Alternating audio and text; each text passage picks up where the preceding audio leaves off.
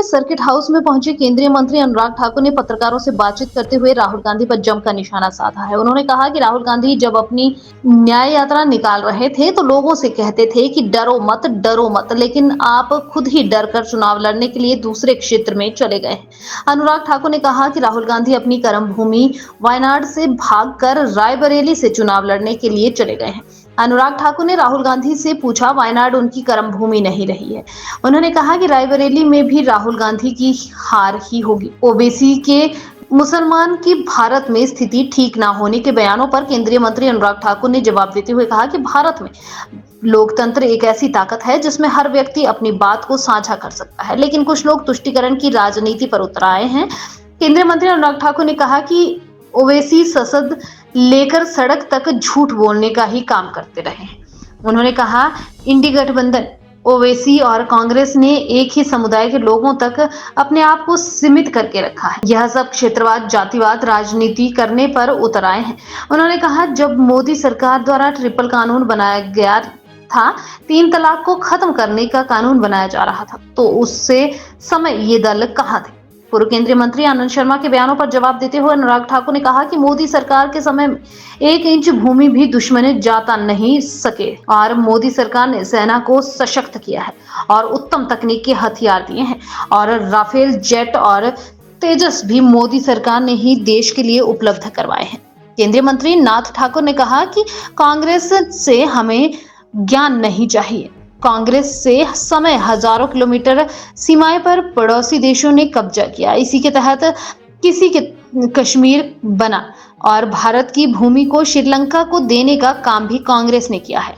उन्होंने कहा कि कांग्रेस ने देश के हितों के साथ खिलवाड़ किया है और देश को नुकसान पहुंचा है। देखने को मिला कांग्रेस हार के डर से भय भ्रम फैला रही है और अब तो डीप फेक का सहारा ले रही है। एक फर्जी पार्टी फर्जी वीडियो बनाने तक आ गई।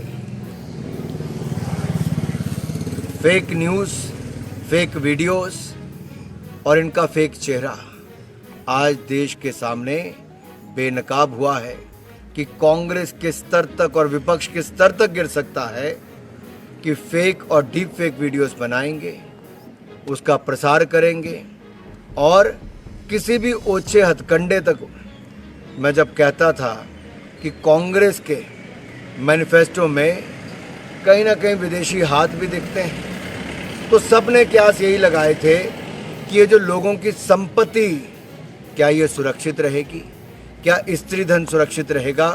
7 दिन हो गए, खड़गे जी और राहुल गांधी जी ने आज तक शपथ पत्र नहीं दिया कि क्या स्त्री धन सुरक्षित रहेगा, क्या देश की संपत्ति जो जनता की सुरक्षित रहेगी, क्या उनकी मृत्यु के बाद उसके ऊपर कब्जा तो नहीं कर लिया जाएगा। इस पर कांग्रेस ने कोई जवाब नहीं दिया। मैंने पूछा था कि डॉक्टर मनमोहन सिंह जी ने कहा है कि पहला हक अल्पसंख्यक का, विशेष तौर पर मुसलमान समुदाय का है, तो क्या खड़गे जी राहुल गांधी जी से सहमत हैं कि लोगों की संपत्ति क्या अब दे दी जाएगी।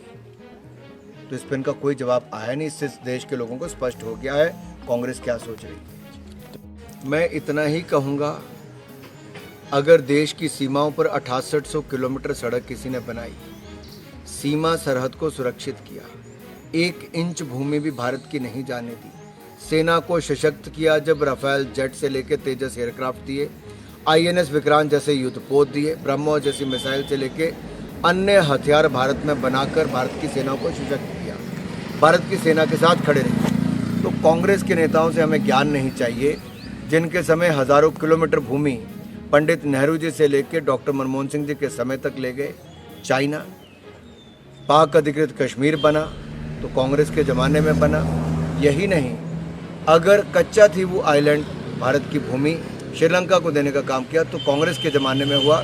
कांग्रेस ने देश के हितों के साथ खिलवाड़ किया है, देश को नुकसान किया है और कम से कम कांग्रेस से तो हमें ज्ञान नहीं चाहिए।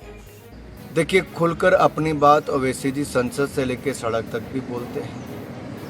ऐसे हर नेता जिसका अवसर मिलता है, आम जनमानस, तो भारत के लोकतंत्र में यही सबसे बड़ी ताकत है कि हर कोई अपनी बात खुलकर कहता है, प्रश्न भी पूछता है। लेकिन चुनाव के समय कुछ लोग तुष्टीकरण की राजनीति करते हैं, एक समुदाय तक अपने आप को सीमित कर लेते हैं, चाहे वो इंडी गठबंधन के लोग हों या ओवैसी जी हों। ये सब क्षेत्रवाद, जातिवाद, संप्रदाय इसकी राजनीति करते हैं और कहीं ना कहीं इसलिए आज लोगों ने इनको नकारा है।